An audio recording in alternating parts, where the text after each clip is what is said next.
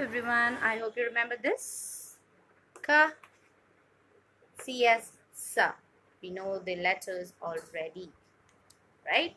So now, today I am going to show you a diagram with the help of which you can easily remember. Even make your kids remember that. I know we have done this video already, but today is special because I really wanted to show this diagram, guys. So let's go ahead and watch this diagram for yourself. So here it goes. Just make a cat. One eye A, another eye O, mouth U, one ear as E, one ear as I, and tail as Y. Now you can decorate it so that your kids might find it a little bit interesting.